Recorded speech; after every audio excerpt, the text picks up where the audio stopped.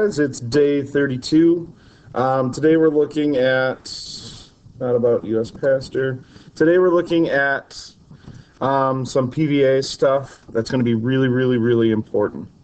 They tend to ask the same types of questions over and over again that are a little bit challenging. So today's going to be a really important day for notes. I'm going to have you box highlight some things that are just super important.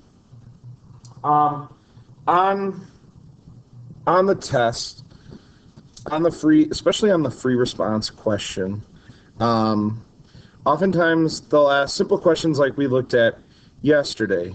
Things like, what is the velocity at 2? What is the acceleration at time t equals 3? Things like that. And they'll hit units. That's important. But today I'm going to look at several things that they really check hard. So a couple of things that we just need to know. These are things that should be memorized, so we don't have to think about it on test day, and we can just spend our time solving the problem. First thing I want to look at is whenever they say at rest.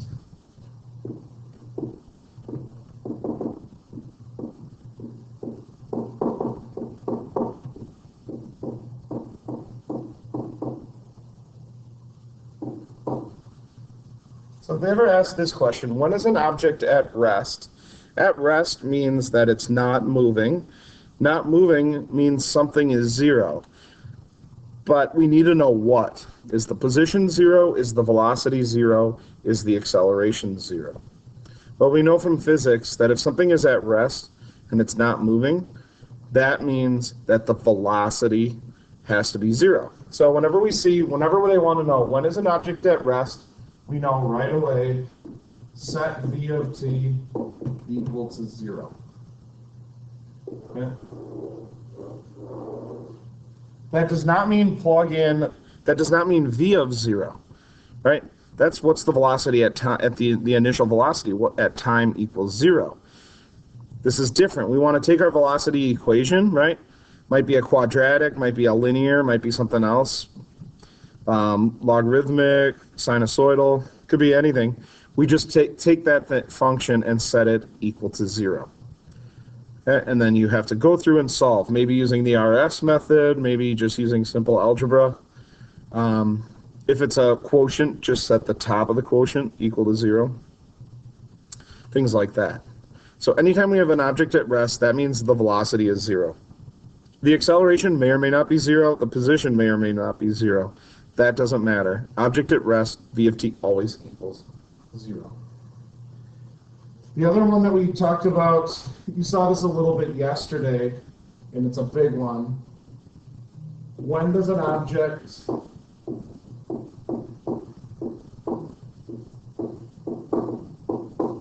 change directions?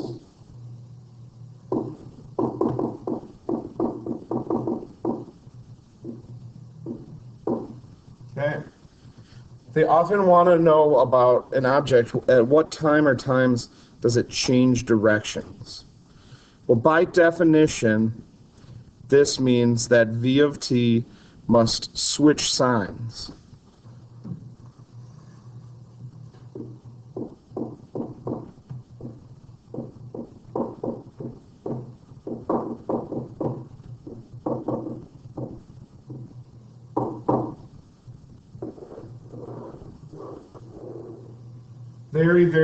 Very important. There's a really high probability that on the AP exam, you're going to have to find when an object changes directions. A lot of people confuse this with v of t equaling 0.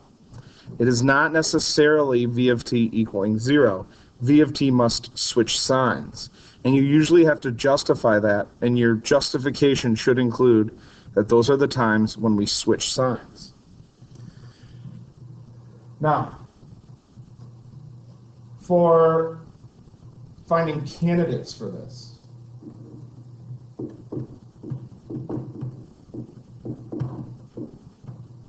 okay, to find candidates, like how do we know when v of t switches signs?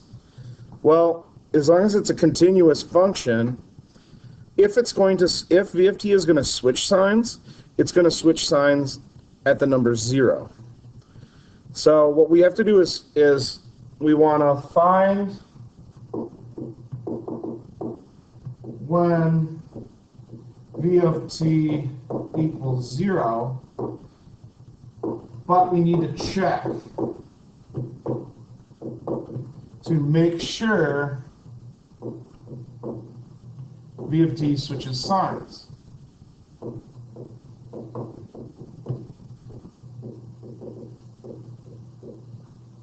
To check that, we're going to want to make what's called a sign chart. I talked with several people yesterday. I'm going to show an example of that, an example problem of that a little bit later. But v of t equaling 0 does not guarantee that an object changes directions. Oftentimes it is, but it's not a guarantee. V of t must switch signs. Okay? Huge, huge, huge. Sometimes another thing they ask, when is, or, hold on. A better way to say it is, on what interval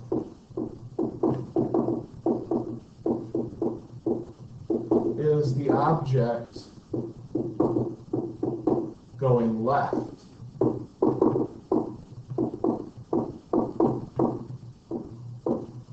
Or right? When they ask this, they're asking for an interval. So we're going to say like from maybe 10 to 11 seconds, or from 1 to 8 seconds, it's going left. How are we going to know when an object is going left or when an object is going right? Once again, this is a question of direction, and direction always comes back to the sign of v of t. Just like in the previous note, I said that an object changes direction when v of t changes signs. Right? When we want to know where is an object going left, where is it going right, we want the interval where velocity is negative or velocity is positive, respectively. So for going left, an object will be going left when v of t is negative. Anytime v of t is negative, we're going to be going left. Also, you can substitute the word left with the word down if it's an up-down problem. Okay? So we want to know where is velocity negative. Once again, we're going to use a sign chart. To figure out where a function is negative, first we need to identify all the places where v of t is 0. Right? When in doubt on this test, if you have a question you're not sure, set v of t equal to 0, and that should start you in the right direction. Okay? For going right, then, v of t must be positive.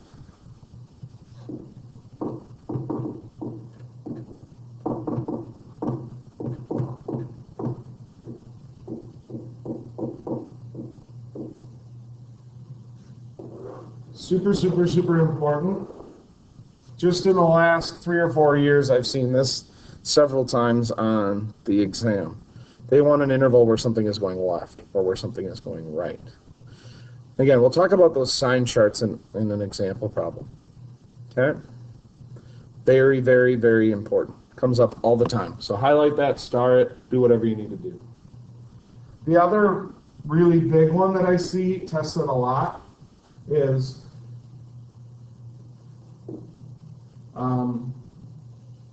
identifying when an object is speeding up or slowing down.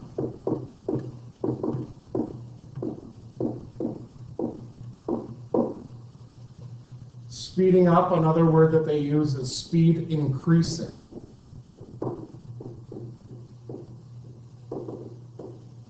Another word they use for slowing down, speed decreasing. Okay. Once again, we're seeing this term speed here, which we need to be careful about. We know speed is the absolute value of velocity, right? Speed is always positive. And the big misconception is, right, we know that velocity is the rate of change of position. That's why if we do the derivative of the position time graph or function, we get velocity. We know that acceleration is the rate of change of velocity. So a lot of people think this means simply is acceleration positive or negative, but it's not, because it's not about velocity, it's about speed increasing or speed decreasing. Okay? Very, very important. You'll very likely see this at some point in time on the test, so make sure you get this in your notes. Here's what we have. Speed increases. I'm going to give you a little physical tutorial of this in class on Monday, but here's what it comes down to. Speed increases when V of t and A of t are the same sign.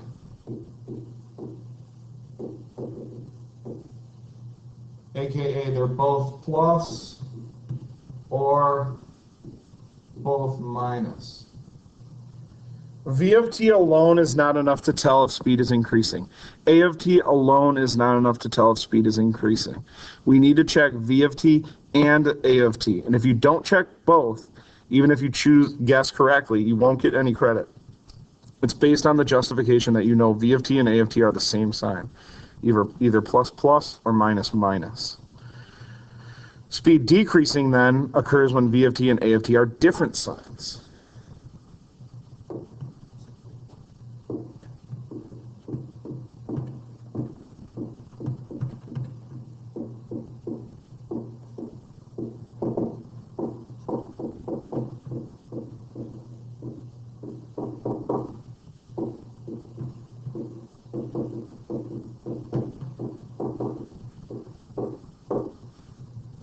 So when V of t and A of t are different signs, we know our speed is decreasing. So either velocity is plus and acceleration is minus, or velocity is minus and acceleration is plus. This 100% has to be memorized. You need to know this definition because there's almost a 100% chance that you'll have to use it.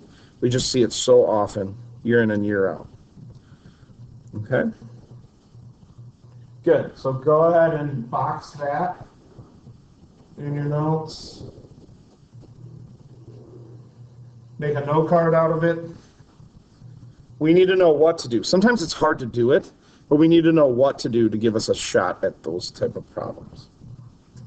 Okay, so let me give you an example. I'm going to ask about several of these questions all at the same time. So, an object's position on x-axis is x of t equals t cubed minus 15t squared plus 63t minus 8. So we looked at things like this yesterday, and I asked you, what's the velocity at 2? Or what's the acceleration at 5? Okay? The question now I'm going to ask is, when does this object change directions? Let's say this is for 0 is less than or equal to t is less than or equal to, let's say 10. Sometimes they put restrictions, sometimes they don't.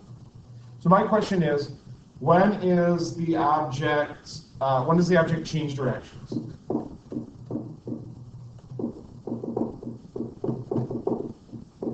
Go ahead and pause the video, see if you can figure this out. Okay. All right, we're back.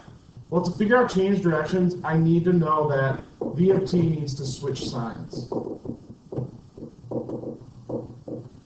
V of t is going to switch signs anytime our candidates are at when V of t equals 0. So first I need an expression for V of t, then I need to set it equal to 0.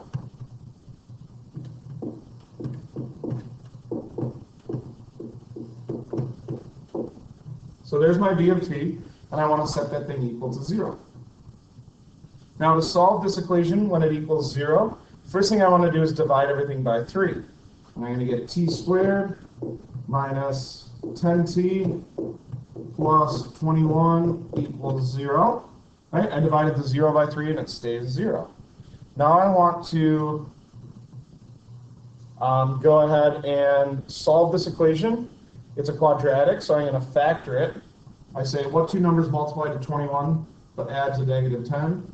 Well, that would be t minus 7 and t minus 3.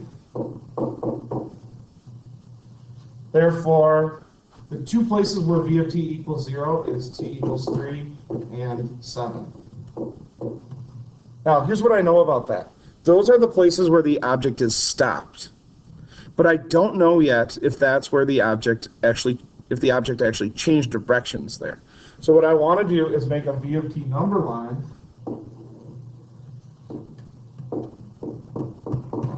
And I want to place the two places where I know velocity is 0. Then what I want to do is I want to check the sign, right? I want to check the sign to make sure that the sign actually switched, right? I know I have zeros here at 7 and at 3. Well, what I want to do is I want to plug numbers into v of t to determine if it's plus or minus. Now, an easy way to do that, right? This t minus 3, t minus 7, that factored form is not the exact equation for v of t because there would have to be a 3 outside factored out. But that 3 is always positive. We can use the factored form here to determine whether or not our v of t sign is going to be plus or minus. Again, I don't care about numbers, I care about signs. So I want to choose a number to the left of 3. Probably the easiest one to choose is 0. Now imagine plugging 0 into this factored form. Well, I get 0 minus 7, that's a negative number. 0 minus 3 is a negative number. What happens when I have a negative times a negative? Well, I get a positive. And remember, my v of t still had that 3 out front, right, which is always positive. So we get positive, negative, negative. A negative times a negative is a positive, times a positive is a positive. So I know that velocity is positive in that region. Now I want to check a number between 3 and 7. Well, I'll check 4 or 5. Doesn't matter. Any number in between 3 and 7 works. Now think about plugging in the number 5 into here. Well, 3 is always positive. 5 minus 7 is negative. 5 minus 3 now is positive, so I'm going to change that to a plus. What happens when I have a positive times a negative times a positive? Well, that overall is going to make negative. Lastly, I want to check a number greater than 7. So I'll check 10. 3 is positive, so I'm going to plug again 10 in here. 3 is positive, 10 minus 7 is positive, 10 minus 3 is positive. When I multiply 3 positives together, that makes a positive. So I know that t equals 3 and t equals 7, those are places where we change direction. And our justification is because v of t switches signs at 3 and 7. At t equals 3 and 7. Okay? Now if I asked you, where is the object traveling to the left? On what interval? Well, I'd say on the interval 3 to 7, because that's where velocity is negative. If I ask you where is the object going to the right, I'd say between 0 and 3, and between union 7 and 10. All right? If they didn't put restrictions, I'd say negative infinity to 3, union 7 to infinity. Okay? We're out of time for today. I'm going to go ahead and end it here. We'll talk about a lot about more of this on Monday. See you guys. Have a great weekend. No.